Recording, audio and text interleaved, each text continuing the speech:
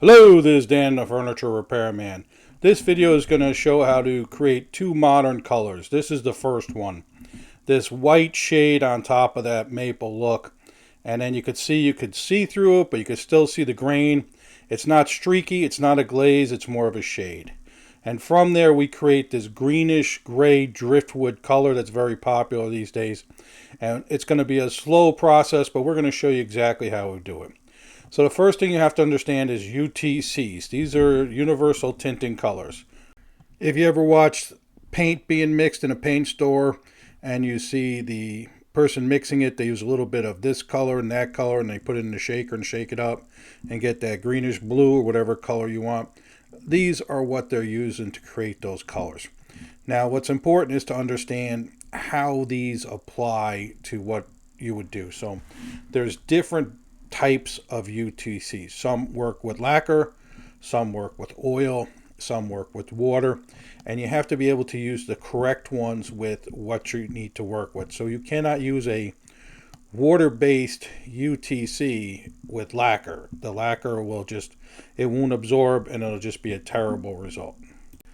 But we have found there's a few exceptions to the rule. So what we're going to do is mix an oil-based UTC, a white in this case, with acetone, and we're going to mix basically 98% acetone or 95% acetone and about 5% of UTCs, and then we're going to spray it on, and the acetone is going to evaporate and it's going to give us this look, and then we're going to be able to spray our lacquer over the top of it. And because we spray the lacquer over the top of it and there's not too much color on there, the lacquer will accept the oil-based UTC. Now you can also use a lacquer-based UTC to do this, but sometimes it gives you a little less of a shade effect. And you can see how it sits at the bottom there. It does not mix in. It does not want to be compatible. But I'm going to stir it up and mix it in, and it will settle out very quickly. So you can't let it sit for too long. Now there's a lot of ways you can mix this. What I like to do is just take 2 cups and pour it back and forth. This mixes it relatively well enough for my purposes. And the other benefit of this, if I'm trying to mix a custom color, as I pour it back and forth, it lets me see the color as it flows through the light, and I tend to see the color tint a little bit better, a little bit more accurate than when it's just sitting in the cup. Typically 6 to 8 times back and forth is good. Now what I'm doing is I'm stirring it and I'm looking at how much white I have in there, and I don't have enough, so I'm going to add a little bit more white. Now you could be very exact with this if you like. You could use measuring cups, teaspoons, whatever it is. I'm just doing one set of furniture with this, so I'm basically eyeballing this to feel. I know what I want it to look like. So right about here you could see there's just a little bit of white on there. That's about exactly what I'm looking for. Because some whites have blue in them, and ours definitely does, we're adding a little of this color. This is a raw sienna. And you can see I have it right there. That's the same cup that had the white in it. I'm going to mix it around a little bit. And this is going to seem like it's not the correct color. But what I need to do is I need for the white, the blue and the white to kind of be chased away. And this is probably the best way I found to do it, is to add a little bit of a yellow, or we call raw sienna, or you could use a straight yellow. But I like the raw sienna better than the yellow. It has a little bit more of a wood tone to it. Now you can see here, we have 3 of the legs sprayed, and you see they don't look yellow at all, they look white. And we're going to spray this leg right here, and you can see how it's darker and lighter in spots.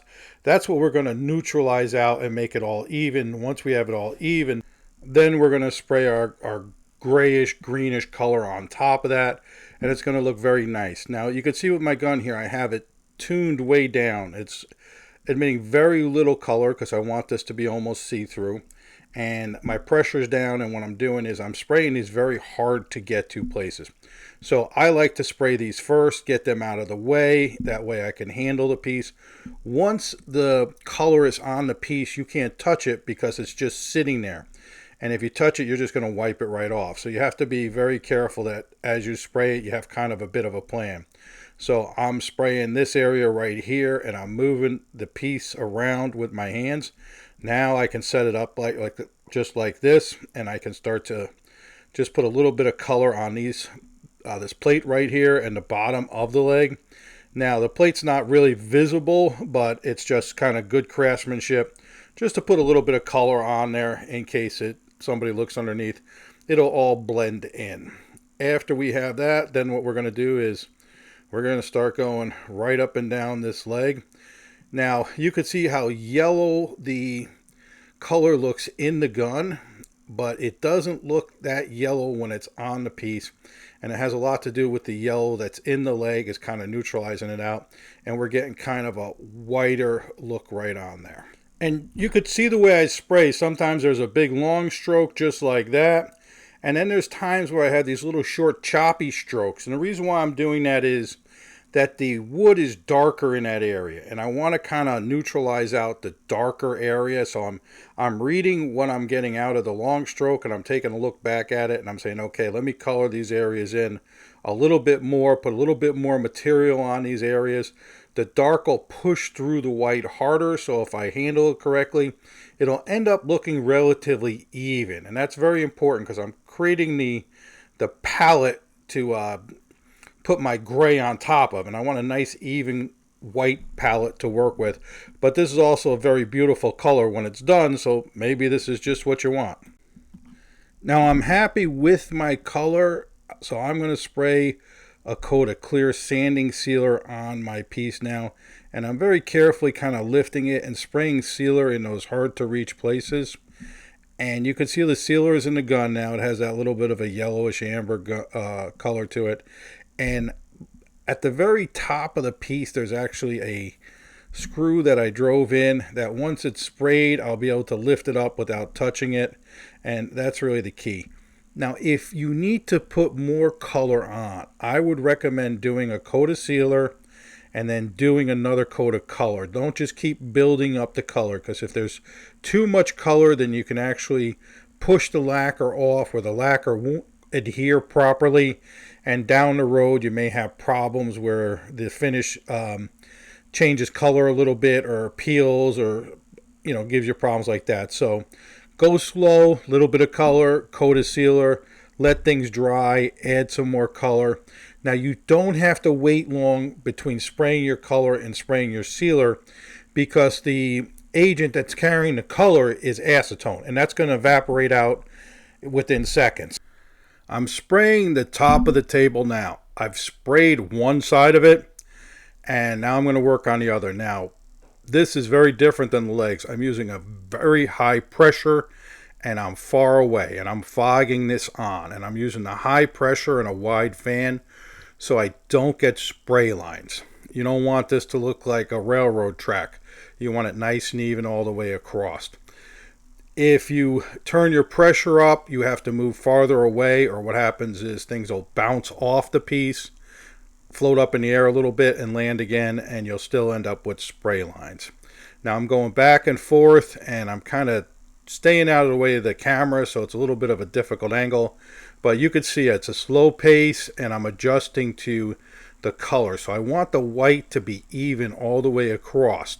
So if it's a little darker in one area, I may go a little bit slower and just add some in there. Now what I'm going to do is just quickly fog on or dust on, either way in the trade, you hear it all the time, a second coat, hashtagging it, so that if I do have any spray lines, I'll tend to break them up like that. And then the third thing I'm going to do is I'm going to look at my piece, and I'm going to see where the color is not as strong as elsewhere. And here you see me coming right here, right on this edge, super high pressure, but I'm kind of coming from an angle, and I'm just kind of using it. I'm brush stroking in a little bit of extra white right there. And then as soon as I'm done spraying, I'm coming back with my sanding sealer. You can see it's a different spray technique, and I had my gun cranked all the way up, and it takes a few twists and tunes here to get it working the way I like. So if I was a little smarter, I probably would have used two guns, but hindsight's always perfect. So as I get my gun adjusted, you can see the lacquer is changing the color of the white a little bit because of the amber and the lacquer. But as it dries, it tends to settle down a little better, and you can see through it, and you can see how consistent and even it is on the color, so it's not brushed on and it's not like ragged on. It's very even all the way through. Now, some people like the ragged on look where it's streaky, and some people don't. So being able to do both things is definitely an asset that we have.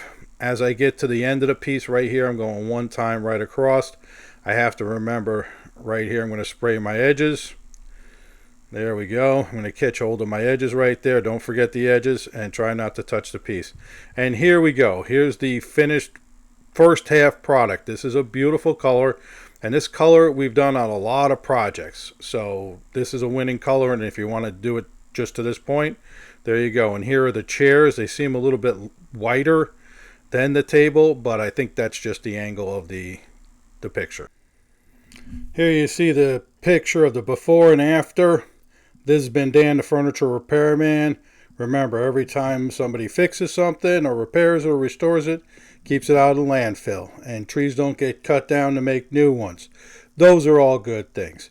Thank you so much for watching. Y'all have a good day.